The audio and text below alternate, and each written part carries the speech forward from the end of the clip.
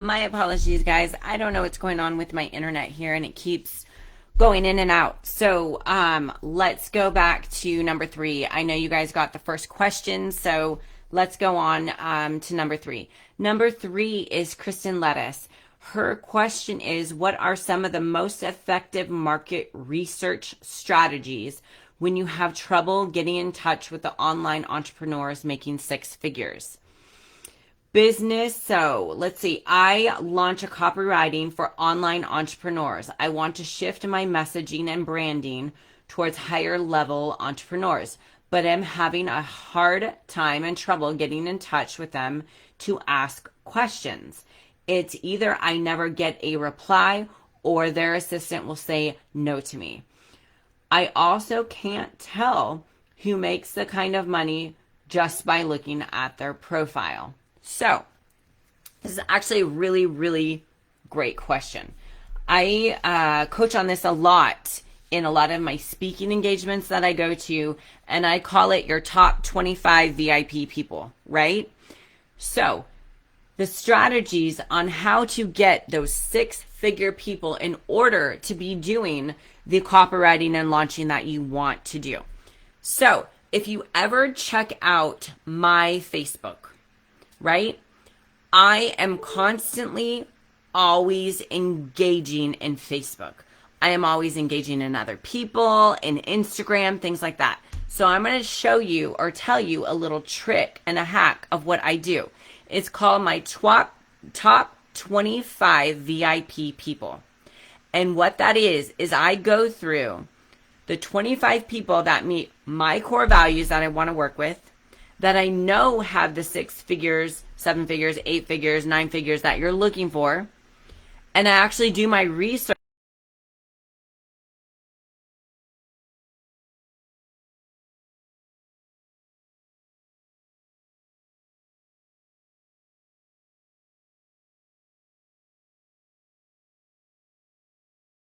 Do that on Instagram, and you can do that on Facebook. I believe you can do it on LinkedIn too. You add them as your favorites, and when they're your favorites, you now get to see their post firsthand every single time they post. So when they post, I will be the first one to go in there and comment something about, like, that looks like such a fun time, that's a great thing, blah, blah, blah. You reach out to them and you become their friends, right? People want to do business with people they like, know, and trust. The more you engage, the more you post things, the more you tag them, and not in a spammy way, in a friendly way, the more they're going to say, who is this person? I want to get to know this person. And that is how you build your brand. That is how you build who you are. And that is about how you build the team around you. So those are something that I would highly recommend that you start doing. Do your top 25 people and start engaging in their content ASAP and start moving that way towards it. The next question that I have is from Carrington Crothers, and it says, are lead generating funnels effective? I am a commercial product photographer specializing in e-commerce marketing for product advertising and advertising purposes. I have been reading up on marketing techniques and was wondering the effectiveness of lead generating funnels, sale funnels, and your opinion on free incentives for email opt-ins.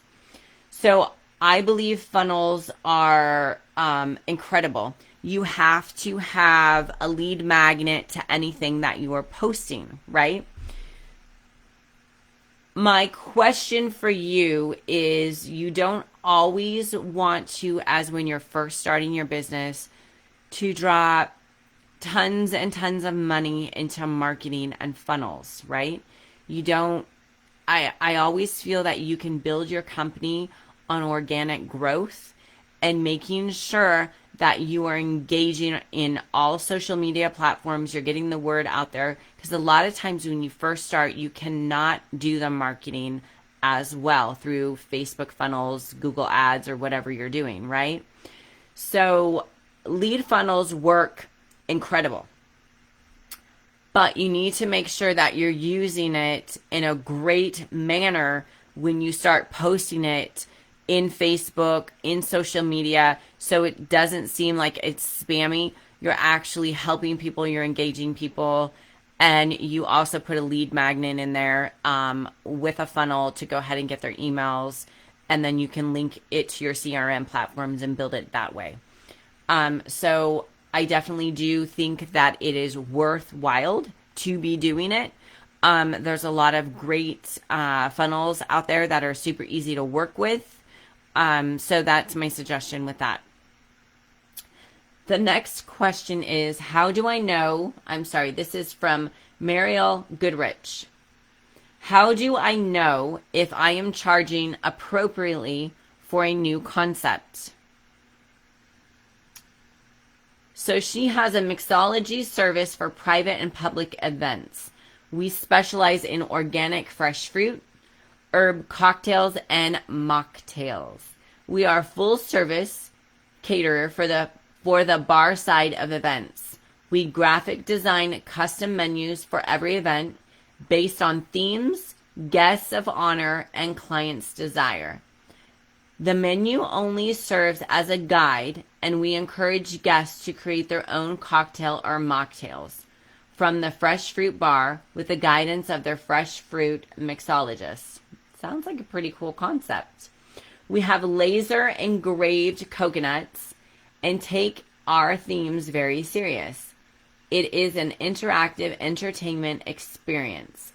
I am finding that new potential clients are having a major sticker shock from my proposals. There really is no comparable company, as I developed all of these recipes myself. The fact that we are using organic fresh fruit causes our services to be more expensive than the bar that would use things like processed sour mixes, juices from concentrates.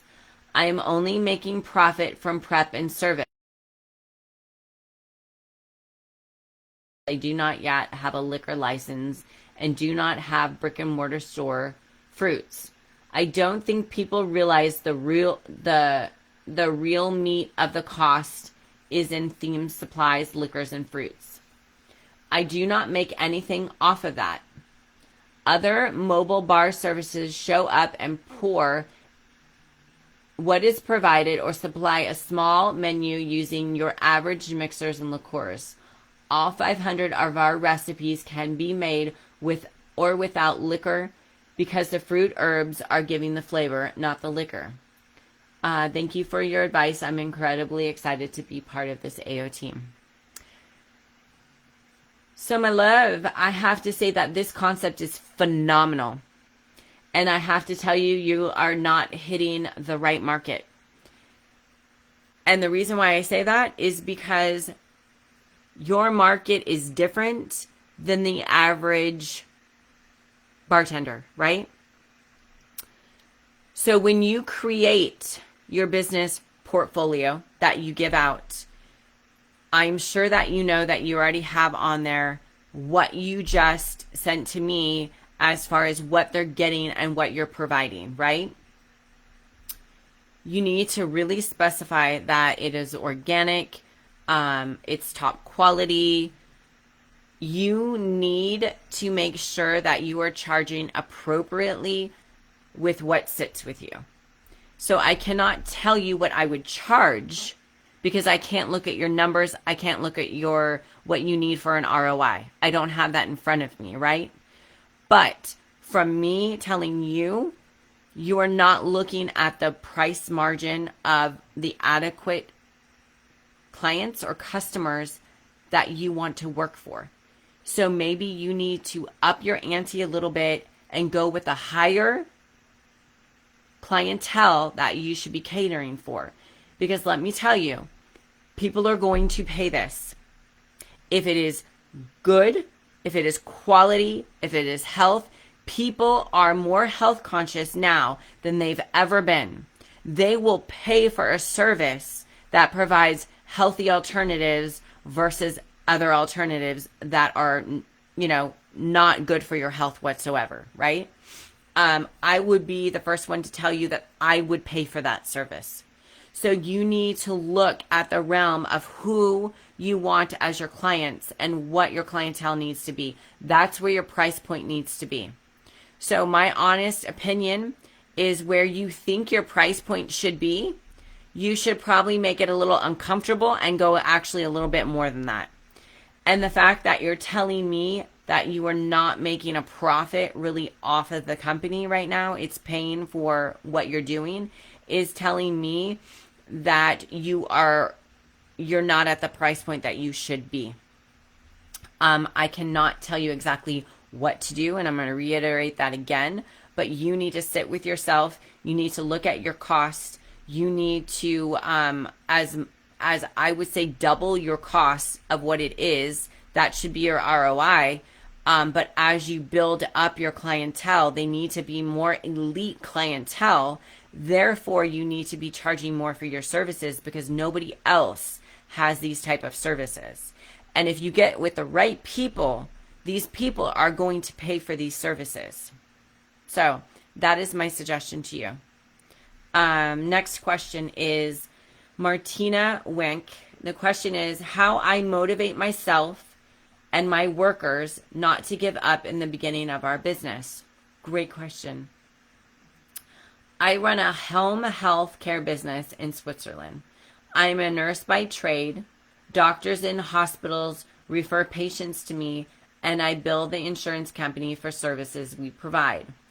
I am a new company, and I want to keep my new team motivated and inspired as we grow.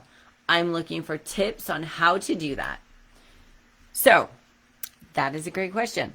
I do this for all of my companies, and I know this is totally out of the box, but let me tell you, people thoroughly enjoy this.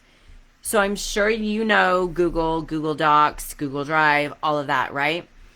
So in Google Drive or Google Docs, whichever, you have a thing to actually make questions. And I make random questions for my people that work for me, right? I have one for my skincare line. I have one for the electrical. I have one for solar. I have one for my coaching staff that help me to do everything. And they're random questions. The questions might be, what's your favorite makeup? What's your favorite skincare? Could be, what is your favorite hardware store for an electrician, right? Where do you like to work out? What are your favorite foods? What supplements do you like? What brand of the supplements do you like? What size shoe do you wear? What is your favorite clothing? What purse do you like? The reason why I do that is because I reward my team members. And I reward them with the things that they actually love, right? So I'm not just writing them a card. I'm not just giving them a bonus. I'm actually doing things that they're like, hey, this is really cool. I just got like a Gucci bag, right? Or I got, a month free at the gym. Or I got, a $50 gift card to Safeway or somewhere where they go, right? And what that is doing is it's building that team culture. You're different. You're outside of the box. You're creating something so different for your company. And it's getting people excited to work for you, right? And then I encourage them. Like the more they do, the more they help out. I actually write them handheld letters. I'll send them random flowers. I'm constantly engaging in them and doing things. Now, I do not go out to dinner with them. I do not socialize with them. I do not do those things because that sets it at a different bar of being a friend versus working together, correct? So it's super easy to set up. It's absolutely free. It's on Google. And you do that and you give it to every one of your team members. You have them sign and then you start building that. So maybe as they get to a different level and you notice that the business is growing a certain level, you just throw something together like a lunch with everybody and you give rewards out to everybody. It's not always about the money. It's the fact that people want to be in a family. People want to be loved. People want to be cared for. People want to know that you have their back. That is what creates a core value, a team value. That is what creates a business. And you can't just grow a business and think people are going to work and you're going to walk away all the time. You still have to engage and actually let people know that you thoroughly appreciate and enjoy them. So the next question that I have is, it is Tatiana. And Tatiana says, I have an employee that left to go to work for another restaurant and just messaged me to let me know it didn't work out and if she could have her job back with us. What should I do? So Tatiana owns a smoothie bowl juice bar. We have been having issues with employees lately, many leaving due to their senior year being over and them wanting to have fun in the summer, and a few who graduated college and now pursuing their careers. Lately, some high school students are leaving to get a summer job temp that pays cash, or in this case, the employee left to go to work at a restaurant owned by a family friend in order to receive more tips. I had a conversation with this employee letting her know we appreciate her, and if there was anything we could do, we would try to accommodate her. She said she loved her job but wanted to get cash tips. Here we are 2 weeks later. We replied to her text to let her know it was nice to hear from her and apologize that things didn't work out. I told her I want to talk next week. How would you handle this? So this is a great question. And this is a catch-22 for you that you need to think about, because this happens a lot of times in businesses, and it happens a lot of times in huge businesses. I mean, I'm sure you can ask Sean this question. I have had it happen to every single one of my businesses. Now, for example, I'm going to give an example from our electrical company, right? We have a foreman in our electrical company that is phenomenal. He is absolutely a team player, loves where he's at, but he left to go to another job that told him that he was going to get all of these different perks, right? The thing is that I don't want to put more energy in training somebody new where this person has already been trained, right? So this person came back to us about 2 weeks later and said, I'm not happy. I really regret leaving.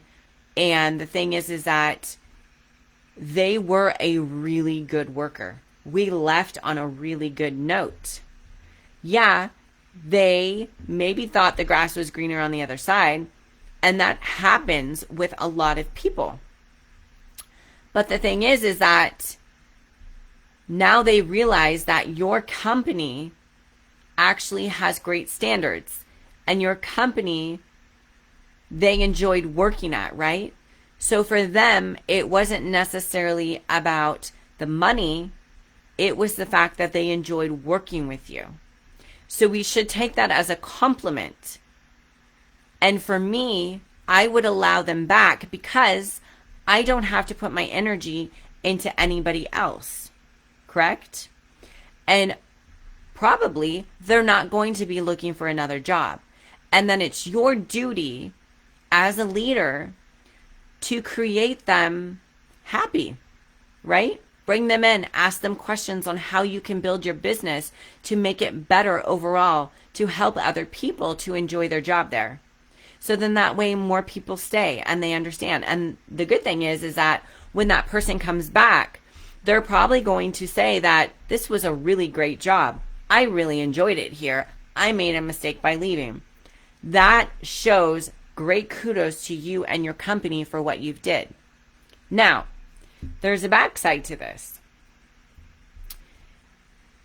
If there's somebody that was in your company and they're not working proficiently, they're not doing their duties of what they need to be, and they think, I'm going to get another job somewhere else because I'm going to get paid more, but they never really helped out with the company and they really weren't an asset in the company, that's a different story, and I would not allow them back. So that is my 2 cents. It's happened to me in every single one of my company. I do believe that it's actually going to be happening again because I did lose an assistant, and I think she will be back after September, when everybody stops getting their extra money from the government. So I do think that will happen. Next question is Brad Coleman. Brad said, how would you boost sales on Amazon? I own an e-commerce luxury brand where we manufacture and sell apparel. I have recently joined Amazon Seller to try and get more exposure. I know there is a lot to this platform. Would you recommend hiring a specialist to help sell? If so, would I find someone to help strengthen or where would I find someone to help strengthen and strategize my account? So my suggestion for you is, I do not know much about Amazon. I cannot help you there. I would be doing no service to you to tell you anything about Amazon if I do not know it. Now, the one thing that I do know is if you have the funds and the extra income to hire somebody to help you sell on Amazon, I say yes. That is the best thing you can do with your company, is when you get to a point to where you have that extra income coming in, that you can start hiring and delegating positions to people. You can actually start moving the marker and building your business accordingly. So where should you find these people? I have found a lot of my people to help me with my e-commerce stores and online stores, as well as social media, different things like that. I have found them on Fiverr, Upwork, certain things like that. You go through them, you interview them, maybe go through 30 different interviews. You find the right person for the right seat. You fill that role and get that going. And they should know how to build that Amazon. I highly suggest that either you or your assistant will sit with them a little bit to educate yourself on all of the login information, how you do everything, so at least you can have control of what is going on in that account as well, so you're not left high and dry if something does happen. Okay. Next question is from Beck. Beck's question is how to raise email open rates. Business description. I've been sending out my weekly marketing emails for my accounting businesses, and my open rates are 8% for a contact list of 6,800. I use ActiveCampaign, and in the last couple of months, the open rate has been dropping. I keep trying different subject lines, but nothing has changed. So my question for you for your open rate is, are you making sure that they're not going to spam and that your email is not getting spammed? Because if that is the case, you need to build your emails back up and your platform back up. There is different programs out there that you can start building your emails back up, and that has happened with me where some of my stuff starts to go to spam. So if a lot of people start saying this is spam, your stuff will start ending up in the spam box more than their inbox, unfortunately. Another thing I want to highly suggest that I see this a lot, and I will typically put you in spam, is you are not providing me education in your email. Tell me something every single time I get an email. My recommendation for you is to not always upsell when you email people. People want to be educated, but they do not want to be annoyed. That is my suggestion. I don't use ActiveCampaign. I use MailChimp. One of the things is definitely the subject line that you're doing is perfect. You need to constantly change that, keep that up to date. But make sure that you're giving them proper feedback. You're giving them education. You're giving them knowledge. Maybe 2 to 3 emails of great knowledge, education, and then an upsell email, right? And then people do not feel like they are getting spammed and your email list probably will not drop as much, and you will keep that engagement a little bit more. So I hope that that helps you with that. With that said, you guys, thank you for tuning in. Today is Friday. Enjoy your weekend. Take some time for yourself as well as your business. Take a walk. Do something for yourself. If you are not fully charged, your business will not be fully charged. So just know that. And I hope you guys have an amazing day. And I will see you next month.